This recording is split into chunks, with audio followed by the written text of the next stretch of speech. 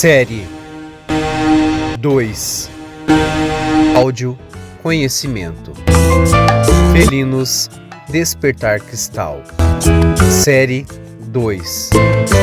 Na nova série, vamos agora então de mitos e lendas. Necomata, o gato de cauda bifurcada. Aparece aí a arte do Dona Kim, do Necomata. Quando um gato fica muito velho, ele pode se transformar no temível Necomata, com poderes sobrenaturais e muito maléficos. A maioria dos países tem algum tipo de superstição referente a animais, e no Japão não poderia ser diferente, pois trata-se da nação mais supersticiosa do mundo. Sabemos que no folclore japonês há lendas sobre vários animais que incluem raposas, cachorros, serpentes, texugos, pássaros, entre outros tantos, e portanto o gato, um dos mais populares bichinhos de estimação, não poderia ficar de fora desse contexto. Disse que os gatos existem no Japão atual depois de importados da China no período Nara, 710 a 794, com o intuito de exterminar a peste, os ratos, que assolara o país na época. Mais tarde, no período Edo, 1603 a 1867, começou a surgir histórias sobre esses amáveis gatinhos que incluem gatos sagrados de mosteiros, gatos que dão sorte como o Manekineko, gato da fortuna, gato celestial, entre muitos outros. Contudo, entre tantos contos existentes sobre gatos no Japão, os mais populares são os que assombram, dos quais há relatos sobre esses amáveis bichanos que podem se transformar em terríveis monstros. Bakineko ou Necomata? A arte que você visualiza aí de Necomata, arte de Kazuaki Urimoto. No folclore japonês existem vários personagens chamados de gato monstro. Entre eles está o Bakineko. Diz-se tratar-se de um gigantesco gato que, entre outros poderes, pode devorar uma pessoa para tomar sua forma. Porém, se este gato apresentar a cauda bifurcada, com duas pontas em sua extremidade, ele é chamado de Necomata ou Necomata. Esse monstruoso felino não é tão grande como o Bakineko, mas pode chegar a medir até 1,5 metro de comprimento, excluindo a cauda bifurcada. Habilidade de manipular os mortos. O Necomata consegue ficar de pé somente com suas patas traseiras e até sentar sobre elas. Alguns dizem que esta posição funciona como molas propulsoras, proporcionando-lhes mais agilidade para avançar em suas presas.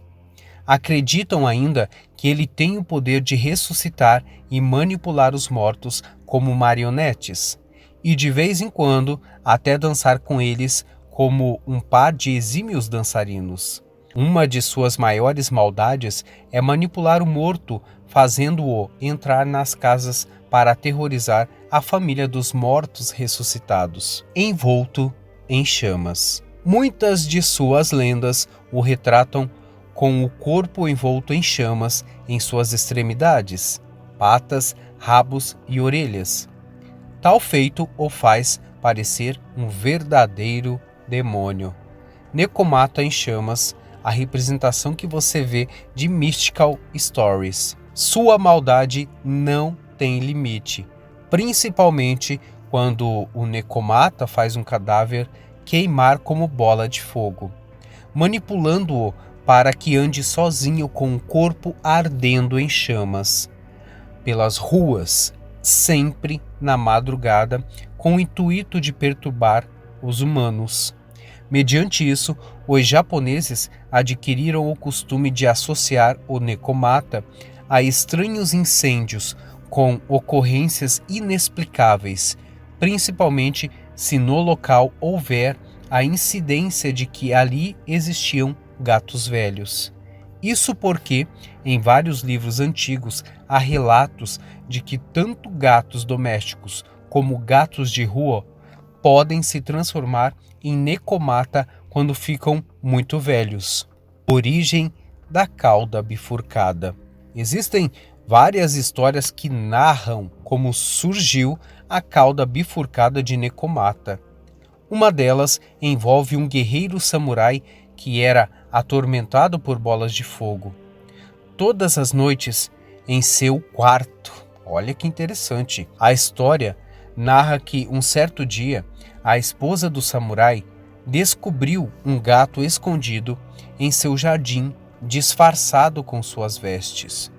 O guerreiro samurai então atirou uma flecha e esta acertou a cauda do gato, dividindo-o ao meio. Essa é uma das várias crenças de como surgiu a cauda bifurcada de Nekomata.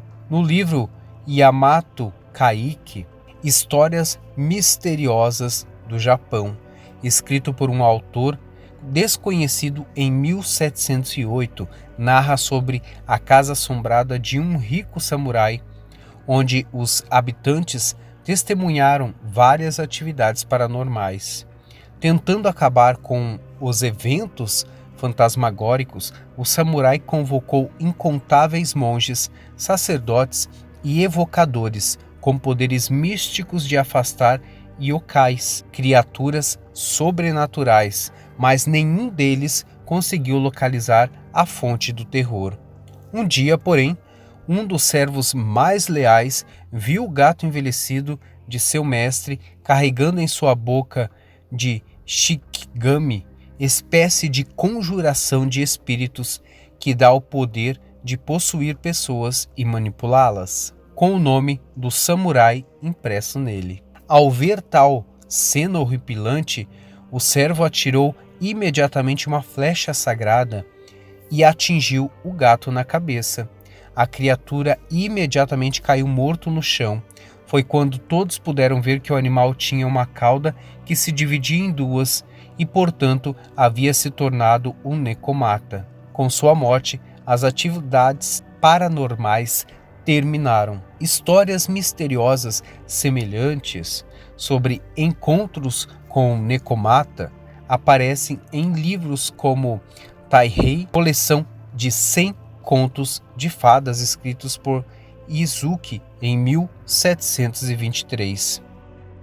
Poderes contam que quanto mais velho é um gato antes de sua transformação em Nekomata, mais poder ele possuirá.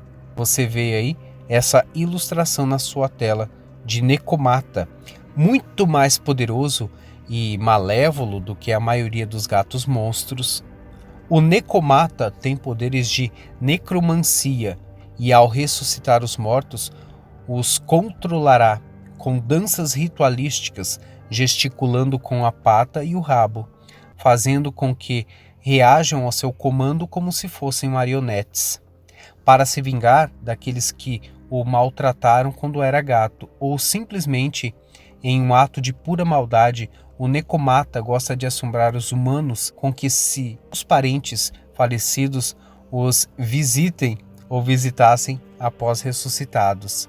A aparência física dos mortos, no entanto, são cadavéricas, como zumbis.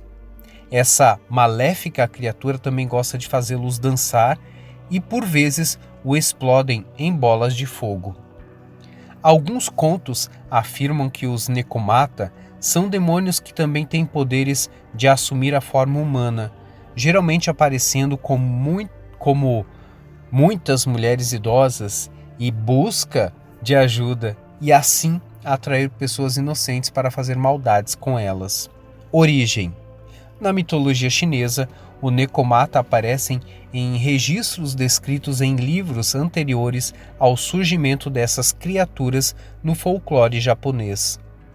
Na dinastia Sui, os ideogramas descreviam os Nekomatas como gatos misteriosos.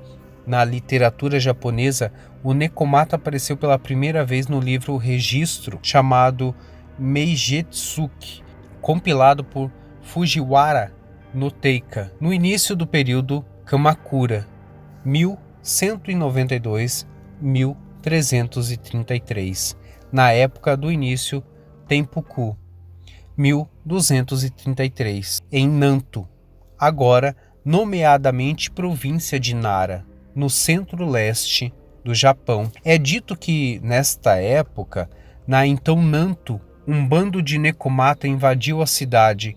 O contam que as criaturas mataram e comeram várias pessoas em apenas uma noite em Nanto.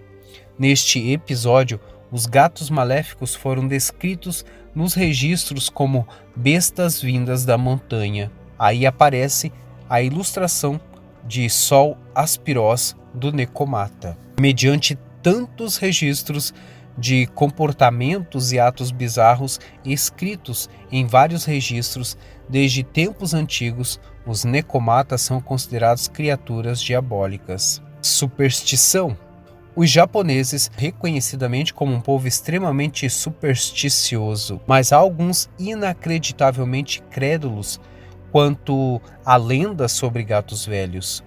Adquiriram o poder de se transformar em monstros. Por conta disso, alguns chegam até mesmo mandar cortar a cauda de seu gato quando filhote, acreditando que assim poderá evitar que se transforme nesses temíveis demônios felinos.